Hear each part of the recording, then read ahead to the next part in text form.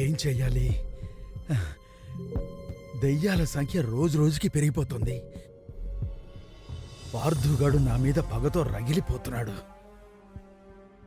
అంతా కలిసి నన్ను ఖచ్చితంగా చంపేస్తారు.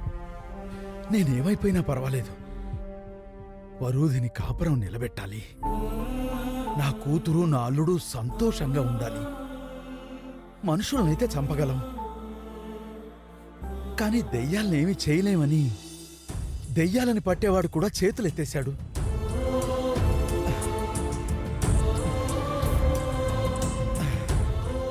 వీళ్ల చేతుల్లో చావడం కంటే ఆత్మహత్య చేసుకోవడం నయం.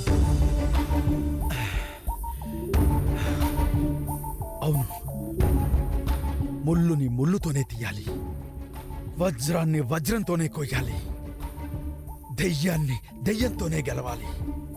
అంటే నేను దెయ్యమైపోవాలి. నా కూతురు కాపురం నిలబెట్టడం కోసం నేను నరకానికైనా వెళ్తాను. ఉరేసుకోవాలంటే తాడు కావాలి, నా తాడు తెగాలంటే ఉరితాడు కావాలి.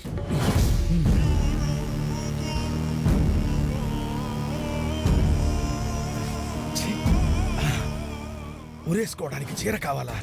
దుప్పటైనా సరిపోద్ది.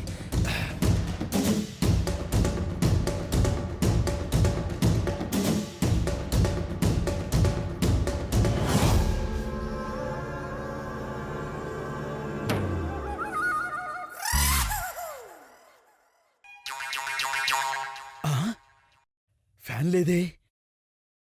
ఉరి ఖాయం అనుకున్నప్పుడు ఏ గదైతే ఏంటి, ఫ్యాన్ ఉన్న గదిలోకి వెళ్లి చేస్తాను. దెయ్యమైన పార్థుగాణ్ణి నేను దెయ్యమై తరిమి కొట్టాలి. నా కూతురి జోలికి రాకుండా బెదరగొట్టాలి. ఓ దేవదూతల్లారా, నన్ను స్వర్గానికి తీసుకువెళ్ళడానికి పుష్పక విమానం తీసుకురాకండి. నేను దెయ్యమై పార్థుగాడి మీద పగ తీర్చుకున్న తర్వాతే నన్ను తీసుకువెళ్ళండి.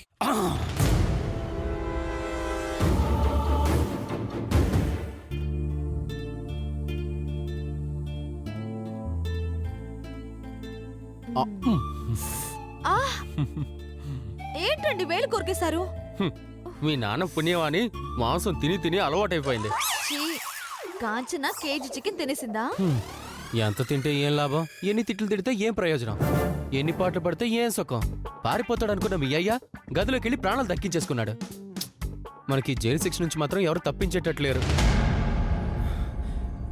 ఏమో అనుకున్నాను గాని చావడం కూడా కష్టమే. ఉన్న పళంగా చావాలంటే పరిస్థితులు అనుకూలించవు. అదే ఆ గదిలో ఫ్యాన్ ఉంటే ఈ పాటికి నా దయ్యం మెట్లు ఎక్కుతూ ఉండేది.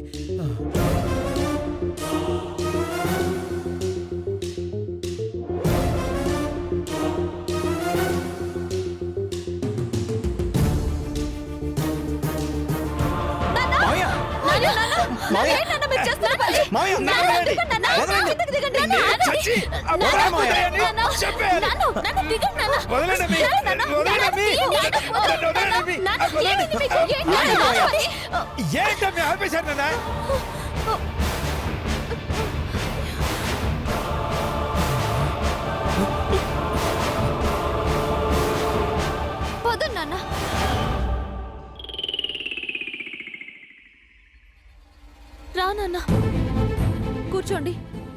కూర్చోండి నాన్న.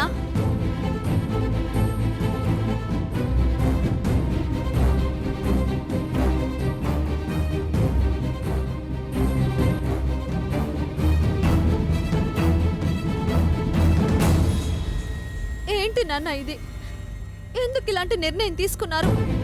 మేమంతా ఏమైపోవాలనుకున్నారు? మిమ్మల్ని బాధ పెట్టకూడదని మేమెప్పుడు జాగ్రత్తగా చూసుకుంటూనే ఉన్నాం కదా నాన్న. నీకే అప్పులు లేవు, ఏ బాధలు లేవు, ఏ కష్టాలు లేవు. అమ్మ లేదన్న ఒక్క లోటు తప్ప మీరింత దారుణమైన నిర్ణయం తీసుకునే పరిస్థితులు లేవు కదా నాన్న. ఎందుకు నాన్న నలుగురు ఆడపిల్లల్ని అమ్మ నాన్న ఇద్దరూ లేని అనాథలుగా మార్చేయాలనుకున్నారా?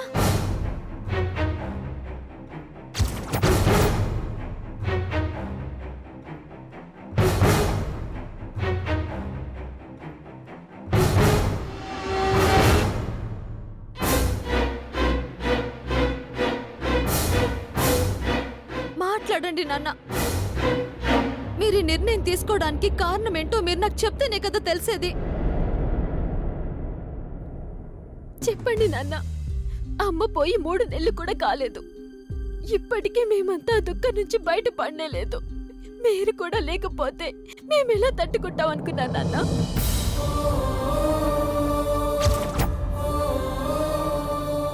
మీకేం తక్కువైంది నాన్న?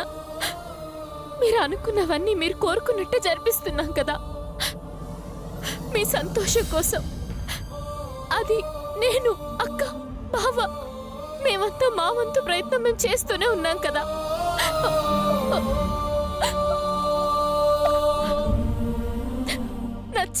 నచ్చిందైనా మీకేనాడు ఎవరు ఎదురు చెప్పలేదు కదా నాన్న. ఇంకా ఏం తక్కువైందని నాన్న? ఇంకా ఏం కష్టాలు వచ్చాయని? ఎవరికి తిండి పెట్టలేక, ఎవరికి పెళ్లి చేయలేక మీరు చచ్చిపోవాలనుకున్నారు నాన్న.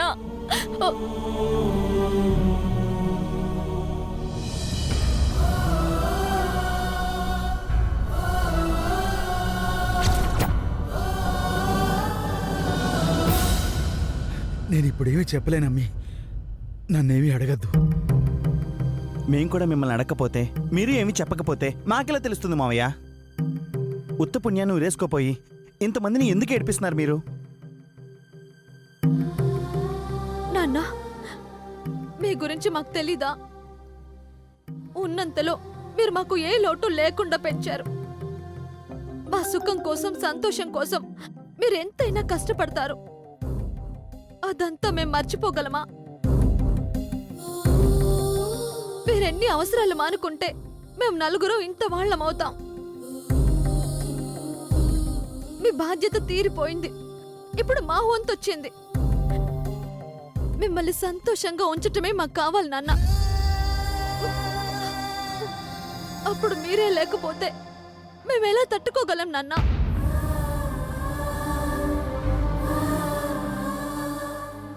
మీరు మాకు కావాలి నాన్న.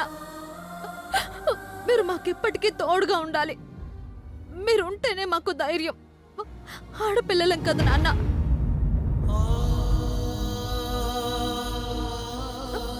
మగ పిల్లలం కాదు ఎలాగోలా బ్రతికేయడానికి. కష్టాలొచ్చినా, బాధలొచ్చినా, సంతోషాలైనా, సంబరాలైనా చెప్పుకోవడానికి, పంచుకోవడానికి పుట్టిల్లుండాలి. అమ్మ కూడా లేదు.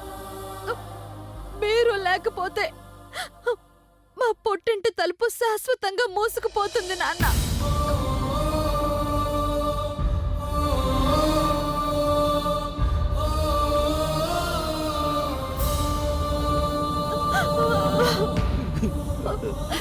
అమ్మీ, నువ్వేడవకమ్మీ. నీ జీవితంలో ఎప్పుడూ ఎవరి మూలంగా కష్టాలు రాకూడదనే, నువ్వెప్పుడూ దేని వల్ల కంటతడి పెట్టకూడదనే నేను ఇలాంటి నిర్ణయం తీసుకున్నాను. ఉన్నోన్నో లేనోన్నో, మంచోన్నో చెడ్డోన్నో, నా బిడ్డల్ని మాత్రం గుండెల్లో పెట్టుకుని చూసుకున్నాను. ఎవరి అభిప్రాయంతో సంబంధం లేకుండా, సమయంతో పని లేకుండా నీ పెళ్లి ఒక త్రాస్తుడితో జరిగిపోయింది. ఆనాటి నుంచి నువ్వెన్ని మాటలు పడ్డావో, ఎన్ని కష్టాలు పడ్డావో, ఎంతగా ఏడ్చావో నాకు తెలుసు తల్లి.